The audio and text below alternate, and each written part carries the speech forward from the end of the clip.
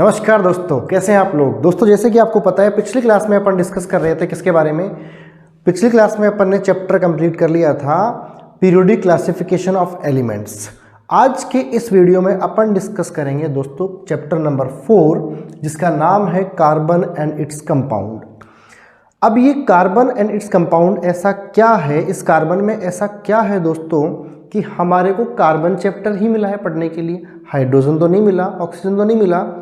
Carbon chapter इसलिए मिला है दोस्तों कि कार्बन की जो है कुछ स्पेशल प्रॉपर्टीज है, कुछ स्पेशल कैरेक्टर्स हैं जिसके कारण ये कार्बन बहुत ज़्यादा हमारी डेली लाइफ में कहीं ना कहीं काम आ रहा है।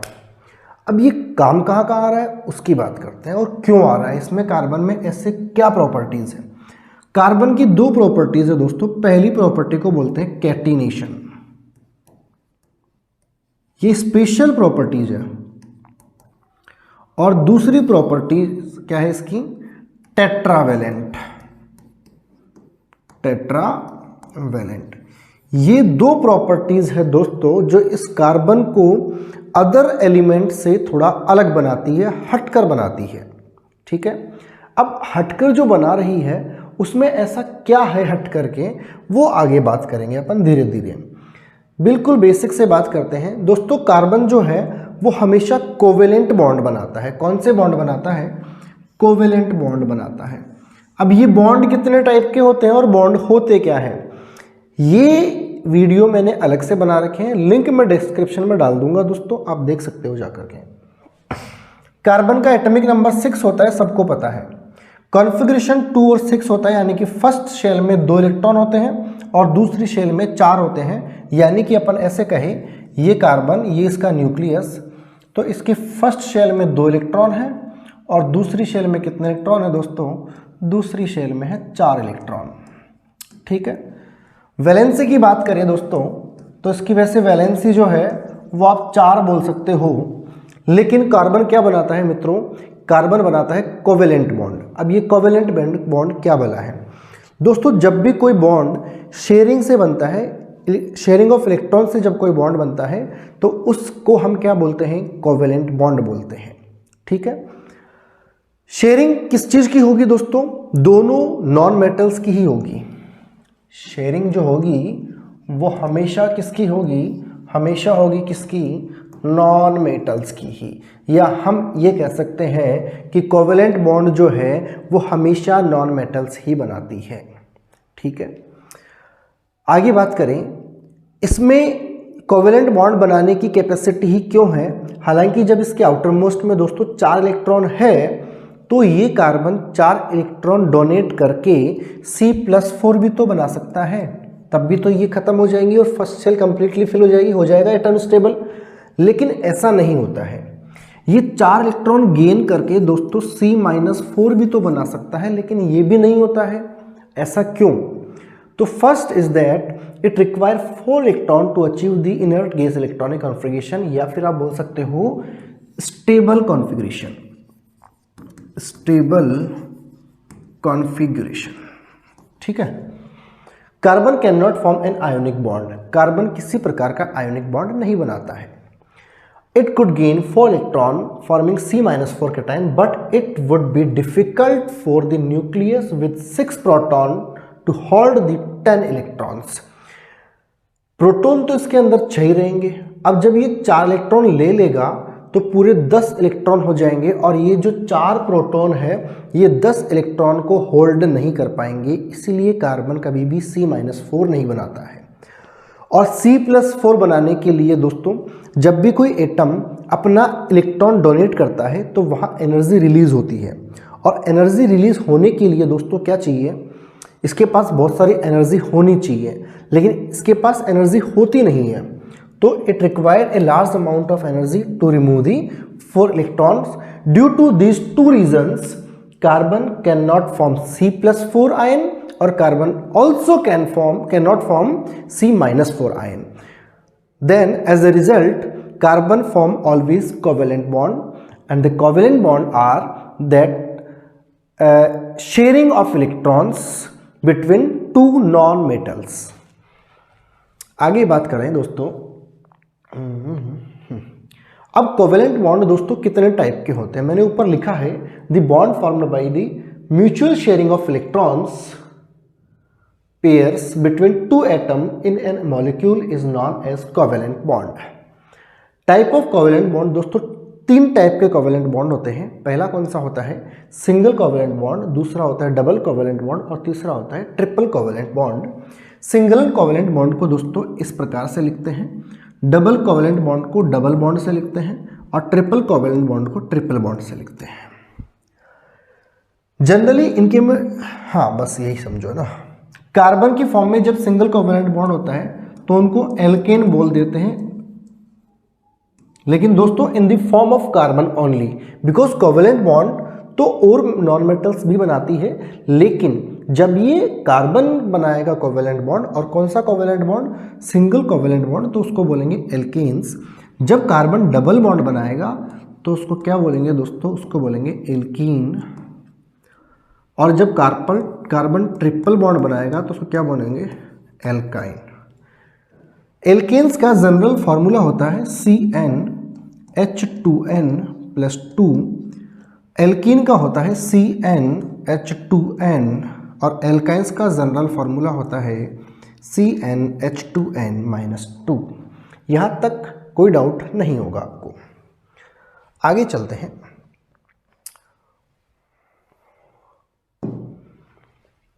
Electron dot structure. अब दोस्तों ये पढ़ना बहुत ज़रूरी है, बिकॉज जब आप ये पढ़ोगे तभी आप आगे की चीज़ों को समझ पाओगे। इलेक्ट्रॉन डॉट स्ट्रक्चर कैसा होता है, सबसे पहले आपको ये पता होना चाहिए। हम बात करें जैसे कि हाइड्रोजन की, H2 मॉलिक्यूल की, ठीक है। आपको H2 का एटॉमिक नंबर पता है, हाइड्रोजन का एटॉमिक नंबर होता है 1, तो इसके आउटर मोस्ट में केवल एक ही इलेक्ट्रॉन होगा। H2 जब बनेगा तो 2 एटम ऑफ हाइड्रोजन से बनेगा। इसके पास मान लो ये एक इलेक्ट्रॉन है, इसके पास ये एक इलेक्ट्रॉन है, हो गया इसका डॉट स्ट्रक्चर। आप इसको ऐसे पॉइंट बना के भी दिखा सकते हो, मतलब ये एक इलेक्ट्रॉन और ये एक इलेक्ट्रॉन। आपसे कोई पूछ ले CO2, तो C के साथ डबल बॉन्ड O बना होता है, इधर भी डबल बॉन्ड O बना होता है। कार्बन के आउटर मोस्ट में होते हैं दोस्तों 4 इलेक्ट्रॉन, ऑक्सीजन के आउटर मोस्ट में कितने होते हैं 6 इलेक्ट्रॉन होते हैं।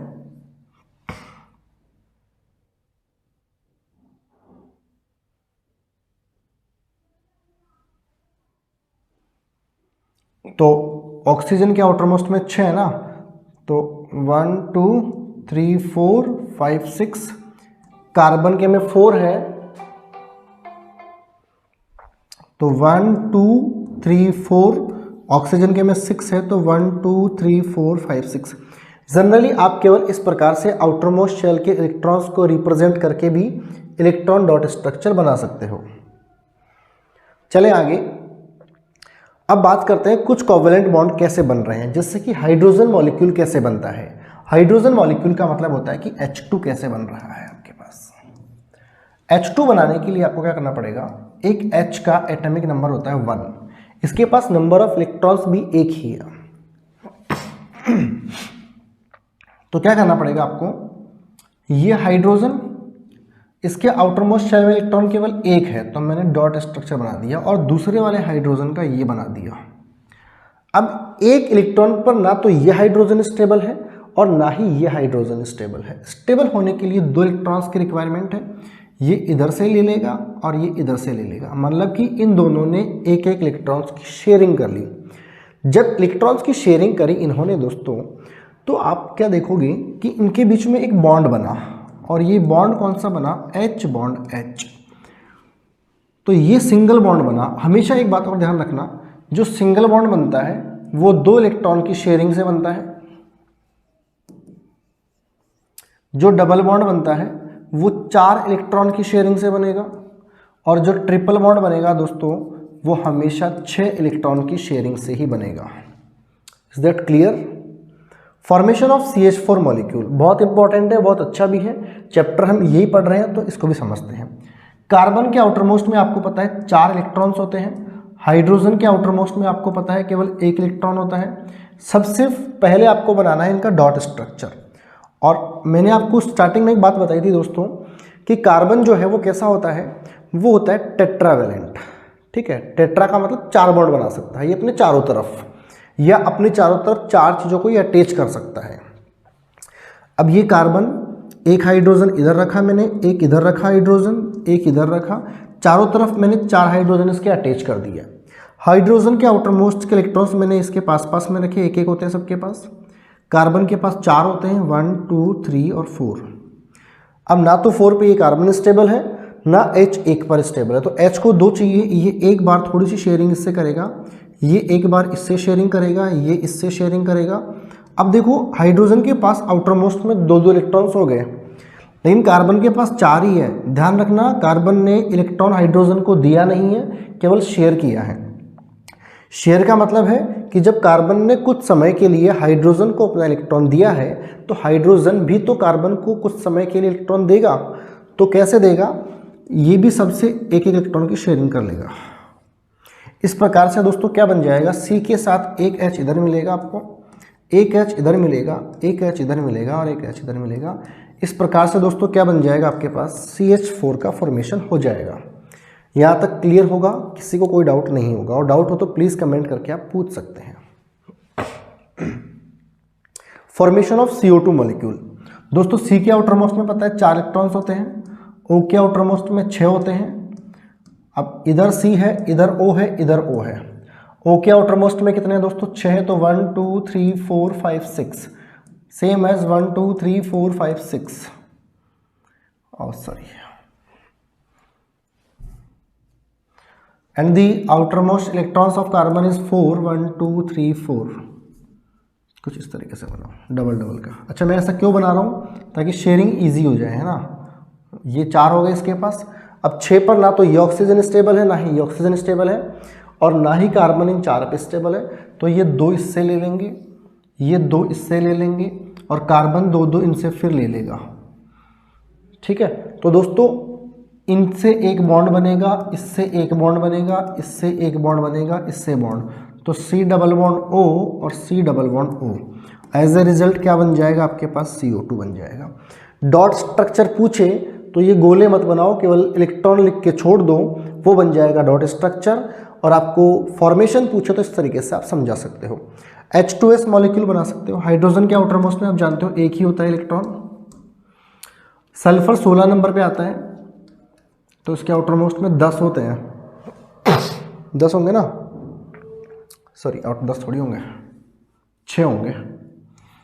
तो ये सल्फर, ये हाइड्रोजन, अरे ये हाइड्रोजन, ये हाइड्रोजन। हाइड्रोजन के आउटर मोस्ट में 1, सल्फर के आउटर मोस्ट में 1 2 3 4 5 और ये 6। अब 6 पर ना तो ये सल्फर स्टेबल है, ना ही 1 पर हाइड्रोजन, ये इससे ले लेगा। और सल्फर भी क्या करेगा, अपना कंप्लीट इस प्रकार से कर लेगा, सबसे एक एक ले लेगा। तो इस प्रकार से सल्फर के साथ 2 हाइड्रोजन अटैच हो गए, और 2 इसके पास। ऐसे दोस्तों जो एक्स्ट्रा इलेक्ट्रॉन्स पड़े होते हैं ना, इसको बोलते हैं लोन पेयर। क्या बोलते हैं? Lone pair. आगे बात करेंगे इसकी भी अपन अच्छे से, है ना। फिर बात करते हैं physical properties of organic compounds. Organic का मतलब है जिसमें कार्बन प्रेजेंट है, उसको बोलते हैं ऑर्गेनिक कंपाउंड। प्रॉपर्टीज ये होती है, लो बॉइलिंग पॉइंट होता है। ऑर्गेनिक कंपाउंड की जगह आप ये बोल सकते हो कोवेलेंट कंपाउंड, ये ज़्यादा ठीक रहेगा ना, covalent compound. Poor conductor of electricity होते हैं due to absence of free electrons and free ions. इतना काम का चीज़ नहीं है, आगे चलते हैं सीधा अपन। एक नाम सुनने को मिलेगा दोस्तों आपको, एलोट्रोपी। एलोट्रोपी का मतलब क्या होता है? सिंपल सी, मेरी फोटोकॉपी। एलोट्रोपी मेरी फोटोकॉपी, यानी कि मेरा जो है वो जुड़वा भाई है, वो मेरी जैसी बहुत सारी प्रॉपर्टीज़ में सिमिलर है, उसको अपन क्या बोलते हैं? एलोट्रॉप्स। डेफिनेशन क्या हो जाएगी दोस्तों? The phenomena in which the elements exist in 2 और more than 2 states, different physical state with similar chemical properties are called allotropy. And these elements called, लिख लो यहाँ पे, and these elements called allotrope. ठीक है। कार्बन के 3 allotrope होते हैं दोस्तों, diamond, graphite and fullerene. Diamond के बारे में सब जानते हो, हार्डेस्ट मटेरियल है, ग्रेफाइट जो है, जो पेंसिल में हम लिखने के लिए काम में लेते हैं उसको अपन क्या बोलते हैं, ग्रेफाइट बोलते हैं। और फुलरीन बकमिंस्टर फुलर के नाम से इसका नाम पड़ा है। कार्बन 60 इसका स्ट्रक्चर होता है।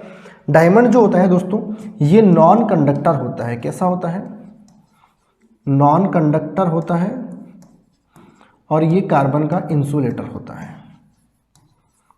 सॉरी इलेक्ट्रिसिटी का इंसुलेटर होता है। ये कंडक्टर होती है इलेक्ट्रिसिटी की, और ये नॉन कंडक्टर क्यों होता है, इसमें फ्री इलेक्ट्रॉन्स एब्सेंस होते हैं और इसमें एक फ्री इलेक्ट्रॉन पाया जाता है। ठीक है, ज़्यादा डीप में नहीं जाना। डायमंड के बारे में आपको बता दिया है, ग्रेफाइट बता दिया है। फुलरीन के बारे में क्या ध्यान रखना है आपको, ये containing cluster of 60 carbon atoms jointing together to form spherical molecule. It is dark solid at room temperature. आप एनसीईआरटी बुक में इसके एग्जाम्पल देख सकते हो। मुझे एग्जाम्पल का थोड़ा समय कम था तो मैं दोस्तों एग्जाम्पल बना नहीं पाया, मतलब डायग्राम बना नहीं पाया। डायग्राम के लिए आप एनसीईआरटी की हेल्प ले सकते हो। चलते हैं आगे। वर्सटाइल नेचर ऑफ कार्बन, जैसा कि मैंने वीडियो की स्टार्टिंग में आपको बताया था दोस्तों कि कार्बन का एक स्पेशल नेचर है, और वो नेचर क्या है, इसमें कैटिनेशन की पावर होती है। अब मैं बात करूं कैटिनेशन क्या होता है दोस्तों, to make self bond, to make a long chain by bonding similar और सेम एटम्स कॉल्ड। तो कैटिनेशन की डेफिनेशन क्या हो जाएगी,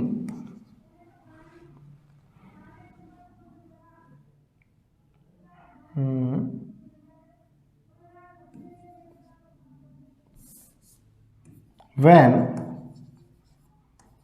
molecule और एटम, एलिमेंट बोल सकते हो आप ना, element make a long chain, make ए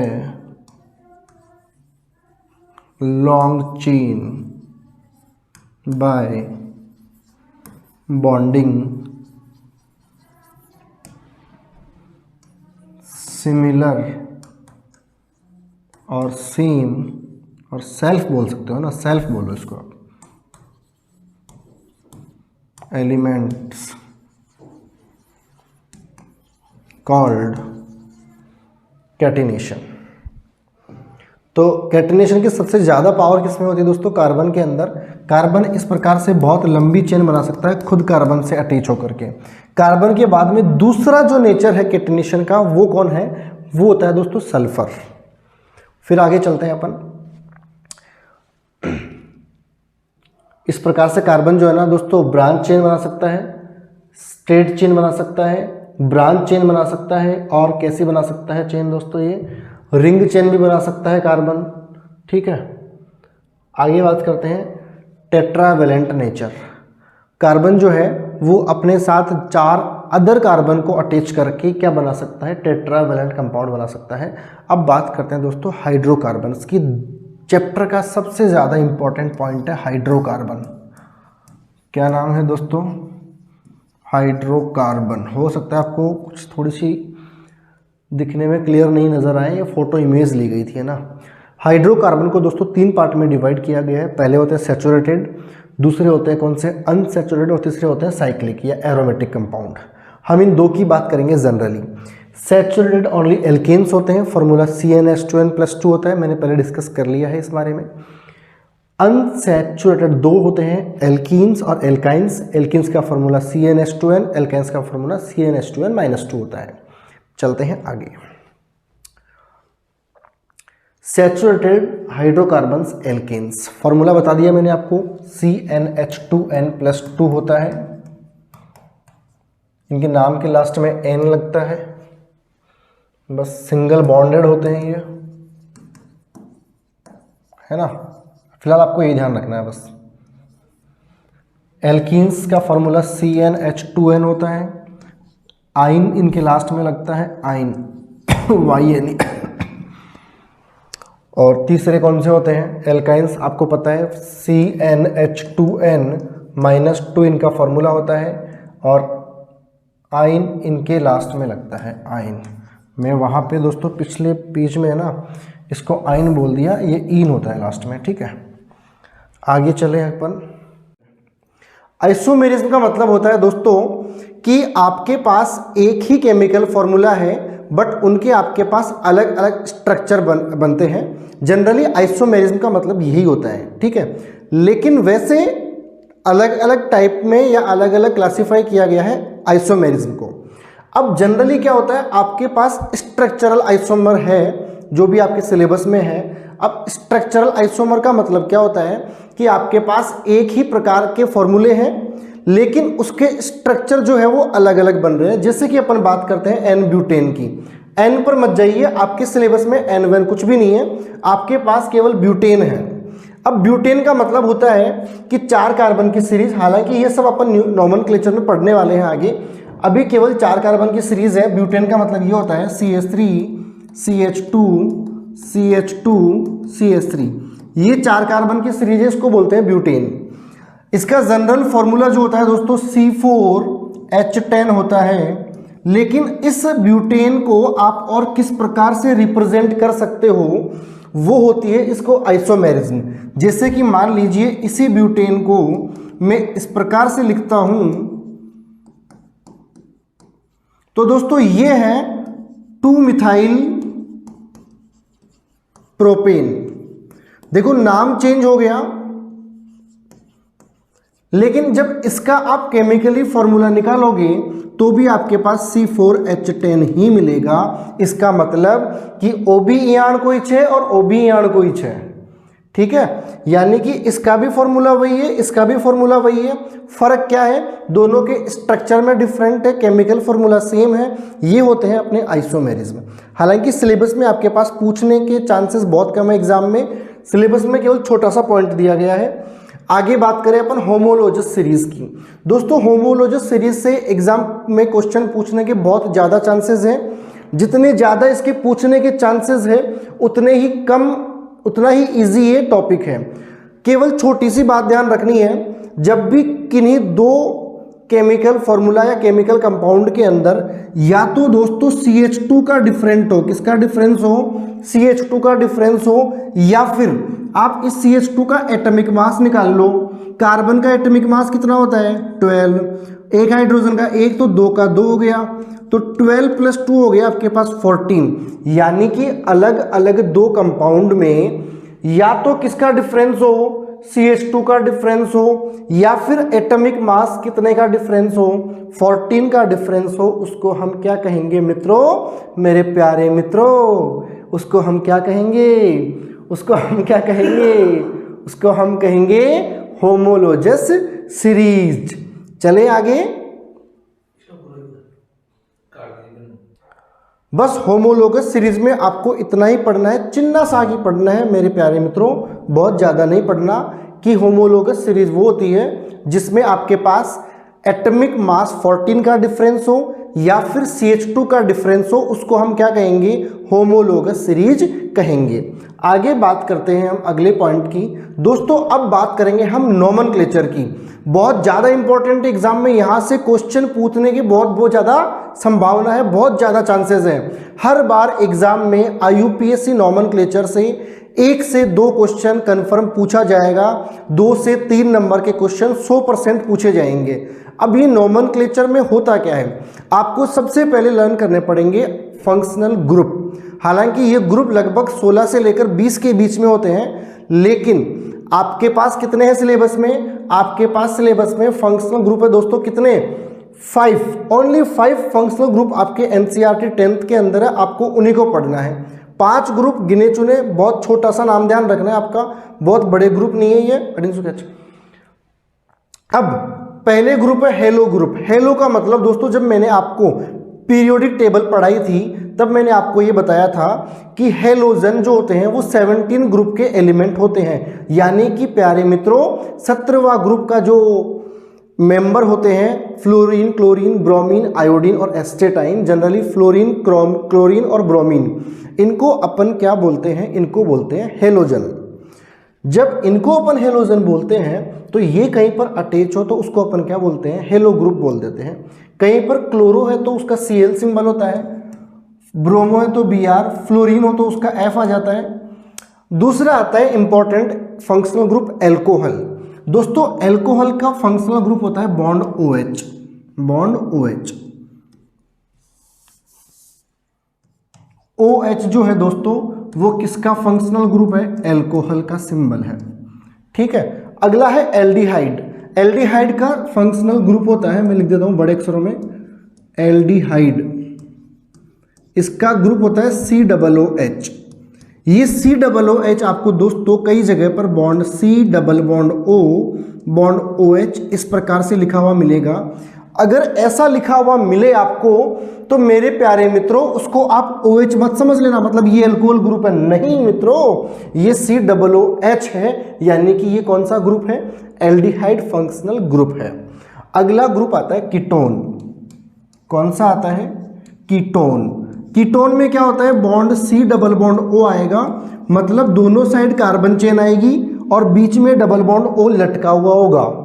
ठीक है, ये कौन सा ग्रुप हो गया? कीटोन ग्रुप हो गया। एक आता है कार्बोक्सिलिक ग्रुप, मैंने उल्टा बोल दिया, एल्डिहाइड को दोस्तों CHO आएगा इसका, है ना, बॉन्ड CHO या फिर bond C double bond O bond H। Aldehyde sorry जो कार्बोक्सिलिक एसिड है, कार्बोक्सिलिक एसिड है, उसका फंक्शनल ग्रुप बॉन्ड COOH। ये आपको ऐसे दिखेगा C double bond O bond OH। चले आगे, ये 5 ग्रुप आपको केवल ध्यान रखने हैं आपके नेमिंग के लिए। ठीक है, तो आपको क्या ध्यान रखना है दोस्तों, अब जब इसका नॉमेनक्लेचर अपन करेंगे तो नॉमेनक्लेचर करने के लिए आपको सबसे पहले 2 बातों का ध्यान रखना पड़ेगा। ठीक है, 2 बातें कौन कौन सी? तो 2 बातों को आपको ध्यान देना है। एक तो क्या पढ़ना है आपको? Identify the functional group, and then the second point is that the total number of carbon. First of all, we discuss about the total number of carbon. If only one carbon in your carbon series, then we called it meth. If there are 2 carbon, then we called eth. और अगर 3 होंगे तो क्या बोलेंगे उसको मित्रों? Prop. And 4 पे क्या बोलेंगे? ब्यूट। 5 पे क्या बोलेंगे? पेंट। अगर 6 कार्बन होंगे चेन के अंदर तो आपको क्या बोलना पड़ेगा उसको? हेक्स। 7 होंगे तो क्या बोलना पड़ेगा आपको दोस्तों? हेप्ट। 8 होंगे तो क्या बोलोगे दोस्तों? ऑक्ट। 9 होंगे तो क्या बोलोगे दोस्तों? नॉन। और 10 होंगे तो क्या बोलेंगे उसको अपन दोस्तों? डेक बोलेंगे। इस प्रकार से आपको सबसे पहले दी गई कार्बन चेन में total number of carbon count करने हैं, that total number of carbon कितने हैं। अगर 1 कार्बन है तो उसको मेथ, 2 पे eth, prop, but, pent, hex, hept, oct, non, dec, इस प्रकार से बोलेंगे अपन। फिर आपको पहचान करनी है फंक्शनल ग्रुप की कि फंक्शनल ग्रुप कौन सा है। मैंने आपको दोस्तों 5 फंक्शनल ग्रुप बताए हैं। 5 कौन कौन से बताए हैं? नंबर 1 पे आपको बताया मैंने हेलोजन, फ्लोरो, क्लोरो, ब्रोमो और आयोडो। दूसरे में आपको बताया मैंने एल्कोहल जिसका सिंबल OH होता है, एल्डिहाइड का सिंबल होता है CHO, कार्बोक्सिलिक एसिड का सिंबल होता है COOH। ठीक है, और कीटोन का सिंबल होता है bond C double bond O bond, यानी कि कार्बन के दोनों साइड में कार्बन चेन होगी और बीच में डबल बॉन्ड से कौन अटैच होगा? आपके पास ऑक्सीजन अटैच होगा। अब जब आपने कार्बन में टोटल नंबर ऑफ कार्बन पहचान लिए, आपने जब टोटल नंबर ऑफ कार्बन पहचान लिए, आपने फंक्शनल ग्रुप पहचान लिया कि कौन सा फंक्शनल ग्रुप है, तब बात करेंगे आपको एक चीज और पहचाननी है। आपको देखना है कि उस चेन के अंदर सिंगल बॉन्ड है, डबल बॉन्ड है या फिर ट्रिपल बॉन्ड है। ये सिंगल बॉन्ड, डबल बॉन्ड और ट्रिपल बॉन्ड की कहानी मैं आपको पहले बता चुका हूं। अगर सिंगल बॉन्ड एक ही है तो उसको एल्केन में काउंट करेंगे, उसको एन बोलेंगे। कहीं पर डबल बॉन्ड है तो वो एल्कीन में काउंट होगा, उसको इन बोला करेंगे। और कहीं पर अगर ट्रिपल बॉन्ड है तो वो एल्काइन सीरीज का पार्ट होगा जिसको अपन आइन बोलेंगे। फिर मैं आपको रिपीट कर देता हूं, एल्कीन्स का जनरल फॉर्मूला CnH2n+2 होता है। ये सैचुरेटेड हाइड्रोकार्बन में काउंट होता है। अनसैचुरेटेड में 2 पार्ट होते हैं, कौन कौन से? एल्कीन और एल्काइन। एल्कीन को अपन क्या बोलते हैं? फॉर्मूला होता है CnH2n, और एल्काइन का फॉर्मूला होता है प्यारे दोस्तों CnH2n-2। ठीक है, अब मेरी प्यारी सी बद्दी शकल को ना देख करके आप गौर करिए, अगर कहीं पर डबल बॉन्ड है सिंगल बॉन्ड का लिखा हुआ नहीं है, अगर कहीं सिंगल बॉन्ड है, मैं लिख देता हूं यहां पे, कहीं पर सिंगल बॉन्ड है तो उसको प्रेफिक्स के लिए आपके पास ऐसा बॉन्ड मिलेगा और सफिक्स उसका एन होगा दोस्तों, क्या होगा, एन। डबल बॉन्ड का सिंबल ये होता है, प्रेफिक्स कुछ नहीं होता है, उसको इन बोलते हैं। ट्रिपल बॉन्ड का सिंबल ये होता है और उसका सफिक्स होता है आइन। आपको ये ध्यान रखना है दोस्तों, प्रेफिक्स वो होते हैं जो पहले आते हैं और सफिक्स वो होते हैं जो बाद में आते हैं। यानी कि वर्ड के एंड में जिस चीज को हम लिखेंगे उसको हम बोलेंगे सफिक्स। कहीं क्लोरीन है तो क्लोरो उसका प्रीफिक्स होगा, उसका सफिक्स कुछ नहीं होता। अगर ब्रोमीन है तो ब्रोमो, और आयोडीन है तो सिंबल आई होता है, इसका आयोडो होता है, क्लोरीन ब्रोमीन आयोडो। और फ्लोरीन है तो उसका फ्लोरो, ठीक है। एल्कोहल का प्रेफिक्स कुछ नहीं होता, होता है वैसे दोस्तों, लेकिन आपके सिलेबस में नहीं है, इसलिए मैं इतना ही डिस्कस करूंगा। ये चीजें आप 11th क्लास में डिटेल से और पढ़ोगे जब आपको total number of functional group पढ़ने हैं, ठीक है मित्रों। अब बात करते हैं एल्कोहल का। ये तो ओल हो गया, एल्डिहाइड का एल होता है और कीटोन का ऑन होता है, और एक कार्बोक्सिलिक एसिड और रह गया, मैं लिख देता हूं यहीं पर, कार्बोक्सिलिक एसिड। इसका ओइक एसिड होता है, क्या होता है इसका सफिक्स, ओइक एसिड।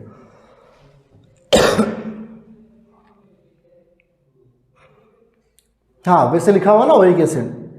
अब जब भी किसी कंपाउंड का आपको नाम लिखना होगा, आपने 3 बातें पढ़ी मेरे प्यारे मित्रों।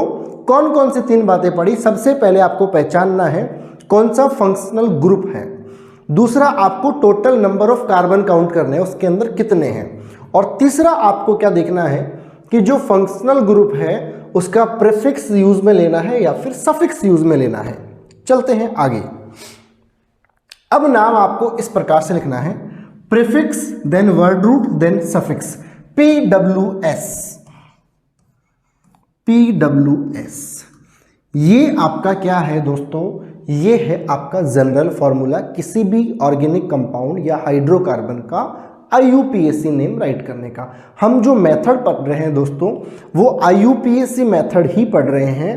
जनरली मैं आपको बता दूं IUPAC के बारे में, ये एक इंटरनेशनल ऑर्गेनाइजेशन है जिसका नाम होता है international union of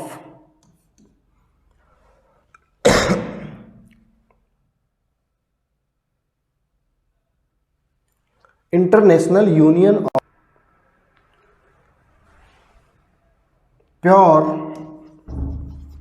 and applied chemistry, applied chemistry. ये इसका दोस्तों IUPAC नाम होता है। थोड़ी सी तबीयत खराब है, चलते हैं आगे। अब हम बात करें दोस्तों नेमिंग की। आपको किसी भी ऑर्गेनिक कंपाउंड का नेम कैसे बनाना है, जैसे कि मान लो आपके पास ये लिखा हुआ आ रहा है कहीं पे CH3CH3, इसका आपसे कोई IUPAC नाम पूछे तो आप कैसे बताओगे? मैंने कहा सबसे पहले चेक करो इसमें फंक्शनल ग्रुप कौन सा है। तो दोस्तों कोई भी फंक्शनल ग्रुप अवेलेबल नहीं है, ना एल्डिहाइड, ना कीटोन, ना कार्बोक्सिलिक एसिड, ना कोई डबल बॉन्ड है, ना कोई ट्रिपल बॉन्ड है, सारे सिंगल बॉन्ड है। तो 2 कार्बन के लिए मैंने आपको दोस्तों कहा था जब भी 2 कार्बन होंगे तो उसको अपन क्या बोलेंगे, ईथ बोलेंगे। और सारे सिंगल बॉन्ड है तो सिंगल बॉन्ड के लिए एन वर्ड काम में आता है। तो क्या नाम हो गया इसका, इथेन इसका नाम हो गया। कोई डाउट नहीं होना चाहिए। मान लो कहीं आपके पास CH3 CH2 CH3 आ रहा है, 3 कार्बन है तो 3 कार्बन को आप प्रोप बोलते हो, सबके बीच में सिंगल बॉन्ड है तो एन बोलेंगे। नाम क्या हो गया दोस्तों, इसका नाम हो गया प्रोपेन, ठीक है। मान लो कहीं आपके पास आ गया CH2 double bond CH bond CH3, इसका नाम जब आपको बनाना है तो नंबर ऑफ कार्बन 3 है, 3 के लिए अपन क्या वर्ड काम में लेते हैं दोस्तों, प्रोप काम में लेते हैं और एक नंबर पे डबल बॉन्ड आ रहा है, तो डबल बॉन्ड के लिए आप क्या लेते हो, इन लेते हो, तो नाम क्या हो गया इसका दोस्तों, प्रोपीन। ठीक है, क्या बोल रहे हो? हाँ, वो मैंने बीच में एक IUPAC वाली टेबल के अंदर कुछ फादर ऑफ केमिस्ट्री मैंने बता दिया था हेनरी मोज़ले को, एक्चुअल में दोस्तों वहाँ पे लेवोजियर है ना, वो थोड़ी सी मिस्टेक थी, मैं और कॉन्फिडेंस में उस चीज़ को बोल गया था। मान लो कहीं पर आता है दोस्तों CH3 bond C triple bond CH, total number of carbon 3 है, तो दोस्तों क्या बोलोगे इसको आप, प्रोप बोलोगे। ट्रिपल बॉन्ड है तो आइन लग जाएगा इसका सफिक्स, तो नाम हो गया दोस्तों इसका क्या, प्रोपाइन। मान लीजिए कहीं आपके पास आ गया दोस्तों CH3 बॉन्ड CHO। अब ध्यान देना दोस्तों अच्छे से, है ना, 2 कार्बन है, ईथ काम में आएगा,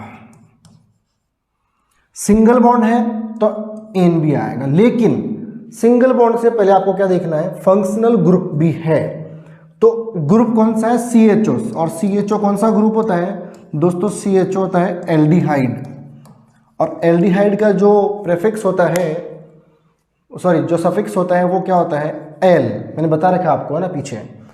तो 2 कार्बन के लिए ईथ और सिंगल बॉन्ड के लिए क्या लेते हैं अपन, एन, और इसका जो प्रेफिक्स होता है, सॉरी जो सफिक्स होता है वो क्या होता है, एल, तो नाम क्या हो गया, इथेनल। ठीक है, यहां तक मेरे ख्याल से कोई दिक्कत नहीं होनी चाहिए आपको, है ना। आगे बात करें किस चीज की, और एग्जांपल ले ले, मान लो मैंने ले लिया CH3 CH2 CH2 CHO। दोस्तों टोटल नंबर ऑफ कार्बन कितने हो गए, 1 2 3 4। 4 के लिए क्या लेते हैं, ब्यूट काम में लेते हैं, क्या लेते हैं, ब्यूट ले लिया, प्लस में क्या लगाया, सब में सिंगल बॉन्ड है तो एन आ जाएगा, और एल्डिहाइड के लिए सफिक्स क्या आता है, एल, तो क्या नाम हो गया इसका, इसका नाम हो गया ब्यूटेनल। ठीक है, यहां तक कोई डाउट नहीं होना चाहिए। और मान लो मैंने फंक्शनल ग्रुप ले लिया CH3 CH2 CH2OH ले लिया। दोस्तों 3 कार्बन के लिए क्या लेंगे, प्रोप, क्या लेंगे, प्रोप काम में लेंगे। सिंगल बॉन्ड के लिए मैंने बता रखा है एन लिखते हैं, और OH जो दोस्तों होता है वो होता है एल्कोहल ग्रुप, और एल्कोहल ग्रुप जो होता है ना उसके लिए क्या लेते हैं, ओल, तो नाम क्या हो गया इसका दोस्तों, इसका नाम हो गया प्रोपेनॉल। क्या नाम हो गया, प्रोपेनॉल। ऐसे ही मान लो मैंने कहीं पर ले लिया CH3 bond CH2 bond COOH, और ये दोस्तों इस प्रकार से भी लिखा हुआ आ सकता है CH3 CH2 bond C double bond O bond OH, यानी कि इसी का ओपन फॉर्म हो गया ये। तो इसके नाम देखो, 3 कार्बन के लिए प्रोप हम राइट करते हैं, सिंगल बॉन्ड के लिए एन राइट करते हैं, और कार्बोक्सिलिक एसिड का जो सफिक्स होता है वो क्या होता है दोस्तों, ओइक एसिड, वो क्या होता है, ओइक एसिड, तो नाम क्या हो गया दोस्तों इसका, प्रोपेनोइक एसिड। चलते हैं आगे, मैं एक और एग्जांपल ले लेता हूं, CH3 C double bond O CH3, और एग्जांपल ले लो CH3 CH2 C double bond O CH2 CH2 CH3, बड़ा ले लिया। इसका नाम कैसे बनाओगे, 3 कार्बन की चेन है दोस्तों, 3 कार्बन के लिए आप क्या करते हो, प्रोप वर्ड काम में लेते हो। अब ये जो C डबल बॉन्ड O आ रहा है ना, ये कीटोन ग्रुप है, कौन सा फंक्शनल ग्रुप है ये दोस्तों, कीटोन फंक्शनल ग्रुप है, और कीटोन ग्रुप के लिए क्या काम में लेते हैं अपन, ये वैसे तो सिंगल बॉन्ड है। अब दोस्तों यहाँ पे देखना आप, है ना, ये जो डबल बॉन्ड है इसका इन नहीं आएगा, बिकॉज ये डबल बॉन्ड जो है ना दोस्तों, ये कार्बन और ऑक्सीजन के बीच में है, लेकिन हमको केवल कार्बन कार्बन के बीच का ही बॉन्ड देखना है। ठीक है, तो इसको अपन क्या बोलेंगे, एन। इन कब बोलते, जब ये डबल बॉन्ड यहां कहीं पर आता, कार्बन कार्बन के बीच में अगर कार्बन बॉन्ड है, डबल बॉन्ड है तो इन लेंगे, लेकिन ऑक्सीजन के बीच में आ रहा तो वो तो फंक्शनल ग्रुप का अपना स्ट्रक्चर है, एन आ गया। और एन के साथ में कीटोन का जो प्रेफिक्स होता है वो होता है, सॉरी कीटोन का जो सफिक्स होता है वो क्या होता है, ओन होता है, इसको वन मत बोलना दोस्तों, इसको ओन बोलते हैं अपन IUPAC के अकॉर्डिंग। नाम क्या हो गया इसका? प्रोपेनॉल। इधर बात करते हैं अपन नंबर ऑफ कार्बन 1 2 3 4 5 6। 6 के लिए दोस्तों कौन सा वर्ड काम में लेते हैं? हेक्स। कीटोन ग्रुप है और सबके बीच में सिंगल बॉन्ड है, तो हेक्स के साथ में एन आएगा, कीटोन का ओन आएगा, तो क्या नाम हो गया? हेक्सेनॉन। अब दोस्तों आपको एक स्पेलिंग में थोड़ा सा डाउट हो रहा होगा, यहां इस प्रोपेनॉन का मतलब अगर जोड़ के लिखोगे ना आप, तो प्रोपेन EONE, प्रोपेनियोन हो गया। अगर इसको जोड़ के लिखोगे ना तो आपको मिलेगा हेक्सेन इयोन। लेकिन IUPAC में एक स्पेशल रूल ये है दोस्तों कि अगर कहीं पर भी दो वावल एक साथ आ रहे हैं, दो कौन एक साथ आ रहे हैं? वावल, तो जो पहला वाला वावल है उसको हटा दिया जाएगा, यानी कि यहां से जो ई है ना इसको हटा देंगे और यहां से जो ई है इसको भी हटा देंगे, तो नाम क्या बन जाएगा इसका? हेक्सेनॉन। इसका नाम बन जाएगा प्रोपेनॉन। तो ये रॉन्ग है और ऊपर वाला क्या है आपका? ये राइट आंसर है। चलें आगे। मेरे ख्याल से जनरल नेमिंग आपको आ गई होगी दोस्तों। नेमिंग ऐसा पार्ट है या IUPAC नेमिंग अकेला ऐसा पार्ट है जिस पर मैं एक घंटे के कम से कम 5 से 6 वीडियो बना सकता हूं। लेकिन दोस्तों 5-6 वीडियो से मतलब क्या है? जो आपके एग्जाम में ही नहीं है, जो आपके सिलेबस में ही नहीं है, जो NCERT 10th क्लास के अंदर ही नहीं है, तो हम उसकी बात करेंगे। दोस्तों तबीयत बहुत ख़राब है, बहुत ख़राब है, लेकिन फिर भी मजबूर हूँ मैं आपके सामने आने के लिए, आपकी क्लास लेने के लिए। ठीक है, पढ़ाऊँगा ज़रूर मैं, है ना। ये नाक है ना, ये चालू हो गया है मेरा। अब नाक चालू हो गया तो हो गया साहब, हम भी चालू हो गए इधर बोर्ड पे। देखिए ये ज़्यादा चलता है या फिर ये ज़्यादा चलता है। चले आगे। हेक्सेनॉन है ना, अब हेक्सेनॉन भी हो गया। वापस अपने टॉपिक की ओर आते हैं। मेरे ख्याल से नेमिंग सबको समझ में आ गई होगी दोस्तों। अब बात करेंगे हम किसकी? Chemical properties of organic compounds, या हाइड्रोकार्बन भी बोल सकते हो आप, है ना। कार्बन कंपाउंड बोल दो या फिर क्या बोल दो? हाइड्रोकार्बन। सबसे पहली प्रॉपर्टी है कंबशन। कंबशन का मतलब होता है दोस्तों जलाना। आपको ये पता है आप किसी चीज़ को जलाओगे तो क्या होगा? मेरा दिल जल रहा है, मेरा दिल टूट रहा है, तो टूटेगा। जलेगा तो क्या होगा? टूटेगा और धुआं निकलेगा। जलने की बू आ रही है, वो बू नहीं आती, वो धुआं धुआं होता है। क्या? आग। ये आग है, ये धुआं है। चले, तो कंबशन में क्या होता है? जब भी आप किसी ऑर्गेनिक कंपाउंड को बर्न करोगे, किसी ऑर्गेनिक कंपाउंड को आप जलाओगे, तो दोस्तों क्या बनेगा? अच्छा एक बात और, जलाने के लिए सबसे पहले क्या चाहिए दोस्तों?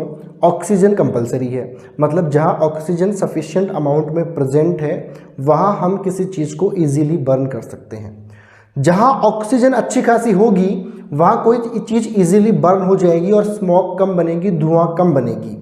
आप किसी कचरे के ढेर को जलाओ या फिर कचरे को फैला करके जलाओ, दोस्तों धुआं कचरे को फैलाकर जलाने में कम निकलेगी, लेकिन ढेर को जलाने में धुआं ज़्यादा निकलेगी। What is the reason? The reason is that the amount of oxygen in कचरे का ढेर is very less and the oxygen amount in फैला हुआ कचरे का ढेर is very large and the oxygen is helpful to burning in any compound. मैंने लिया एल्कोहल CH3CH2OH, ऑक्सीजन की प्रेजेंस में इसको आपने बर्न किया। जब आपने इसको बर्न किया तो क्या बना दोस्तों? CO2 बना, वाटर रिलीज हुआ और क्या बन गई? हीट और लाइट बन गई। ये तो बनेगी बनेगी दोस्तों, जब किसी चीज़ को आप जलाओगे तो हीट बनेगी, कंपलसरी है, और क्या बनेगी? लाइट बनेगी, ये भी कंपलसरी है। एक क्या बनेगी दोस्तों? CO2 बनेगी और H2O बनेगा। एक बात और दोस्तों, यहीं से मैं आपको एक छोटा सा पॉइंट क्लियर कर दूं कि अगर यहाँ पर ऑक्सीजन सफिशिएंट अमाउंट में नहीं है, बहुत कम अमाउंट के अंदर है, तो यहाँ पर CO2 नहीं बन करके क्या बनेगा? CO बनेगा, जिसको हम क्या बोलते हैं? Carbon monoxide. और इसको समझने के लिए आप इतना सा समझ लो कि कार्बन मोनोऑक्साइड हमारी बॉडी के लिए CO2 के कंपेयर में ज़्यादा हार्मफुल है। मतलब ये क्या होती है? जो कार्बन मोनोऑक्साइड है ना, कार्बन डाइऑक्साइड तो क्या होती है? हमारी ब्लड में जो हीमोग्लोबिन है, उस हीमोग्लोबिन के साथ मिक्स होकर क्या बनाता है? Carboxy haemoglobin.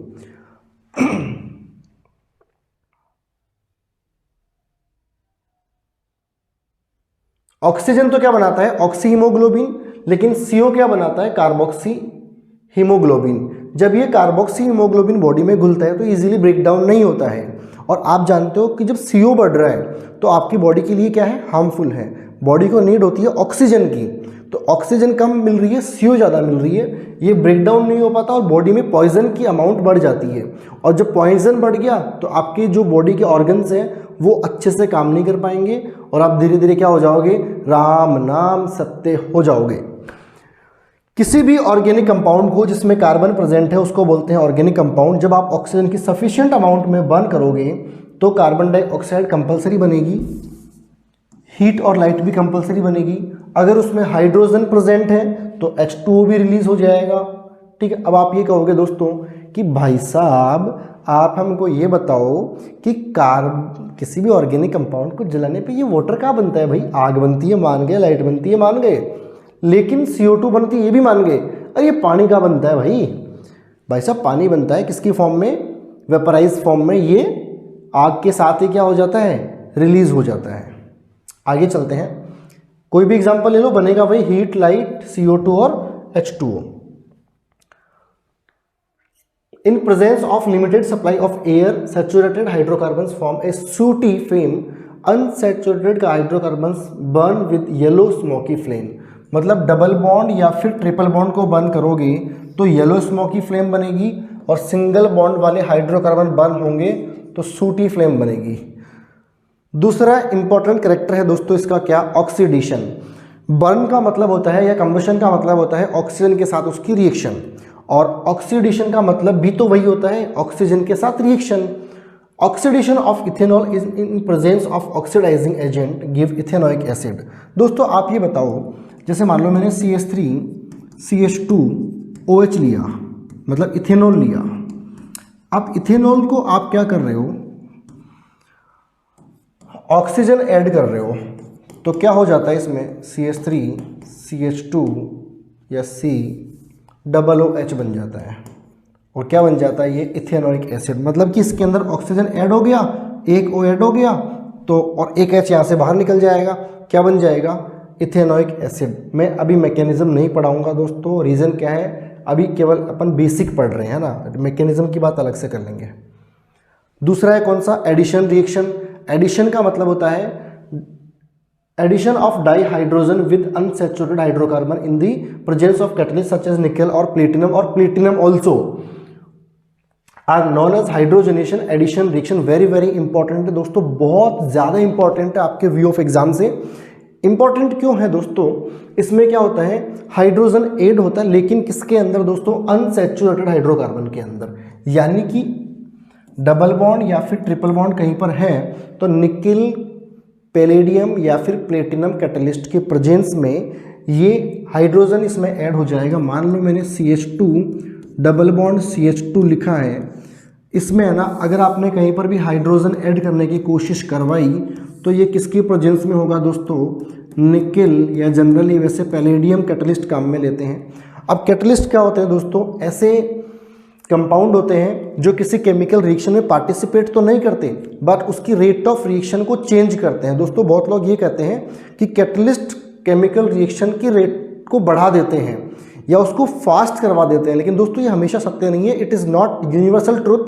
कैटलिस्ट रेट को बढ़ा भी सकते हैं और रेट को कम भी कर सकते हैं, मतलब वो केमिकल रिएक्शन की स्पीड को इंक्रीज भी कर सकते हैं और डिक्रीज भी कर सकते हैं। अब बात करते हैं डबल बॉन्ड और ट्रिपल बॉन्ड की। मान लो डबल बॉन्ड है, H2O है। अब ये H2 जो है ना इस फॉर्म में है, H बॉन्ड H, एक H सिंपली जाके यहाँ चला जाएगा, एक H यहाँ चला जाएगा, CH3 सिंगल बॉन्ड CH3, खत्म कहानी। कार्बन की वैलेंसी 4 होती है, 4 यहाँ पूरी हो रही है डबल बॉन्ड से और 4 यहाँ पूरी हो रही है हाइड्रोजन से। तो ये बन गया क्या, ये था अनसैचुरेटेड, सॉरी ये था कौन सा, अनसैचुरेटेड, और इससे क्या बन गया, सैचुरेटेड हाइड्रोकार्बन। जनरली क्या होता है दोस्तों, डबल बॉन्ड ट्रिपल बॉन्ड वाले जो ऑयल्स होते हैं उनको अपन क्या बोलते हैं, वेजिटेबल ऑयल, क्या बोलते हैं, और जो सिंगल बॉन्ड वाले कंपाउंड होते हैं उनको क्या बोलते हैं, वेजिटेबल घी। तो आपसे कोई पूछ ले वेजिटेबल ऑयल से वेजिटेबल घी बनाने का प्रोसेस क्या है, तो दोस्तों वेजिटेबल ऑयल से वेजिटेबल घी बनाने का प्रोसेस यही होता है, ठीक है। Hydrogenation of unsaturated hydrocarbons is also known as converting of vegetable oil into vegetable ghee, जिसको अपन डालडा घी बोलते हैं। थोड़ा समय कम है, थोड़ा फास्ट लूंगा दोस्तों।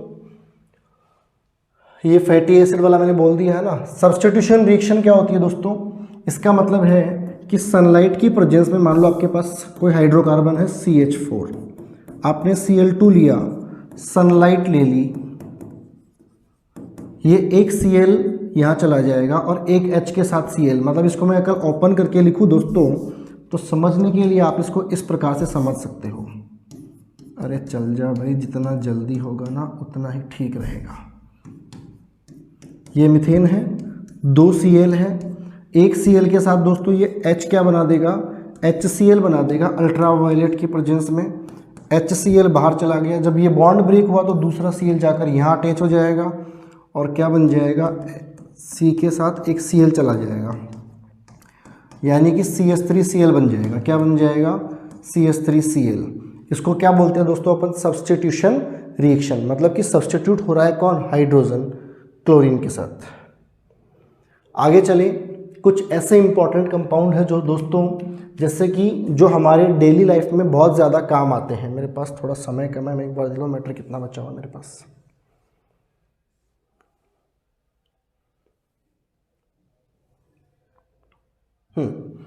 तो दोस्तों ये देना अपन, हाँ, सम इंपॉर्टेंट कंपाउंड, कौन कौन से ऐसे इंपॉर्टेंट कंपाउंड है जो आपकी एवरीडे लाइफ में काम आते हैं, ठीक है। पहला है अपना कौन, इथेनॉल। दोस्तों फॉर्मूला आपको पता है CH3CH2OH होता है, ठीक है। इसको अपन क्या बोलते हैं, इथाइल अल्कोहल। ये कैसा होता है, कलरलेस होता है, इनफ्लेमेबल होता है और कैसा होता है, वाटर में इजीली घुल सकता है किसी भी रेशियो के अंदर। ऑल लिटमस पेपर को ये कोई इफेक्ट नहीं करता, यानी कि ना एसिडिक होता है ना कैसा होता है दोस्तों, ये बेसिक होता है, ठीक है। दूसरी बात करें, सोडियम के साथ जब ये रिएक्शन करता है तो दोस्तों ये बनाता है सोडियम इथॉक्साइड। क्या बनाता है, सोडियम इथॉक्साइड, यानी कि CH3CH2ONA, इसको बोलते हैं सोडियम इथॉक्साइड।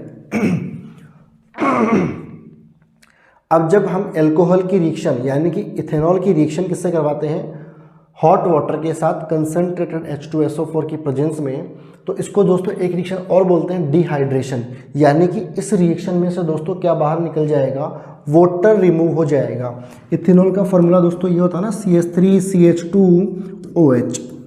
इसमें जब कॉन्सनट्रेटेड H2SO4 से की प्रेजेंस में आप इसको हीट करवाओगे तो इसमें से वाटर रिलीज हो जाएगा। अब इसको मैं ओपन करके लिखूँ तो दोस्तों C के साथ 3 H है, इसके पास H2 है और ये OH है। ये OH जो दोस्तों इस H को लेकर भगेगा और भग के क्या बनाएगा, H2O बनाएगा, और साथ में यहाँ CH2 बचा और यहाँ भी CH2 बचा। बीच में कौन सा बॉन्ड लगे, डबल बॉन्ड क्यों लग गया, ये मैकेनिज्म के अपन अंदर किसी और वीडियो में पढ़ेंगे कि ये मैकेनिज्म क्या होती है कि बॉन्ड ब्रेक हुआ, एक इलेक्ट्रॉन लोन पेयर इधर गया, इलेक्ट्रॉन उधर गया, वो अलग कहानी है। अभी जनरली ये पढ़ो आप कि जब भी हम इथेनॉल की रिएक्शन किसकी प्रेजेंस में करवाओगे, कॉन्सेंट्रेटेड H2SO4 की प्रेजेंस में, तो आपके पास क्या बनेगा, एल्कीन बनेगा, यानी कि सैचुरेटेड हाइड्रोकार्बन्स बनेंगे। थोड़ी तबीयत खराब है दोस्तों तो मैं फास्ट चल रहा हूँ ना।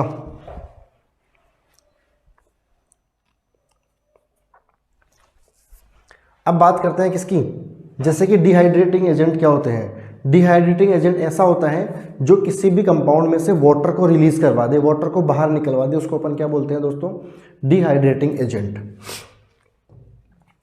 आगे आपके पास है इथेनोइक एसिड। फॉर्मूला आपको पहले से पता है, CH3COOH मैंने पढ़ा दिया। इसको अपन क्या बोलते हैं मित्रों, एसिटिक एसिड भी बोलते हैं। क्या बोलते हैं, एसिटिक एसिड। और इसके 5 to 8% सॉल्यूशन किसके अंदर, वाटर के अंदर, क्या बोलेंगे, विनेगर। वेरी इंपॉर्टेंट है, व्हाट इज विनेगर, तो आप क्या बताओगे, the 5 to 8% solution of ethanoic acid in water is known as vinegar. और विनेगर का यूज कहाँ होता है दोस्तों, अच्छी स्मेल होती है, अच्छा टेस्ट होता है। अच्छी स्मेल होने के कारण इसको बहुत सारी जगह काम में लेते हैं, कुछ खाने की जगह में और कुछ परफ्यूम्स वगैरह के अंदर। It is colourless, pungent smelling liquid, miscible with water in all proportions, turn blue litmus to red. देखो नाम में ही पता चल रहा है इथेनोइक एसिड है। अब जब ये दोस्तों एसिड है ना, तो जनरली हम जानते हैं एसिड क्या करता है, ब्लू को किसमें कन्वर्ट करता है, रेड में। अब एस्ट्रिफिकेशन रिएक्शन की बात करते हैं। किसकी बात करते हैं, एस्ट्रिफिकेशन रिएक्शन। एस्ट्रिफिकेशन रिएक्शन क्या होती है दोस्तों, जो आपको क्या बना के देगी, एस्टर बना के देगी। मतलब कि जब भी आप कार्बोक्सिलिक एसिड COOH की रिएक्शन एल्कोहल से करवाओगे, इथेनॉल से करवाओगे, किसकी प्रेजेंस में, वही कॉन्सेंट्रेटेड H2SO4 की प्रेजेंस में CH3COOC2H5 और प्लस में क्या बन जाएगा, H2O। ये दोस्तों ये जो बन रहा है ना CH3COOC2H5, इसको अपन क्या बोलते हैं, ईस्टर बोलते हैं। क्या बोलते हैं, ईस्टर बोलते हैं। आगे चले, सेपोनिफिकेशन रिएक्शन। दोस्तों ये सेपोनिफिकेशन का पार्ट जो है ना मैं अगले वीडियो के अंदर बनाऊंगा। तबीयत बहुत ज़्यादा ख़राब हो रही है, बिल्कुल भी मेरे खड़े होने की भी क्षमता नहीं है, और थोड़ा सा मेडिसिन लेने जाना है, डॉक्टर को अपॉइंटमेंट ले रखा है। तो सॉरी दोस्तों, आज की वीडियो में मैं इतना ही ले पाऊँगा।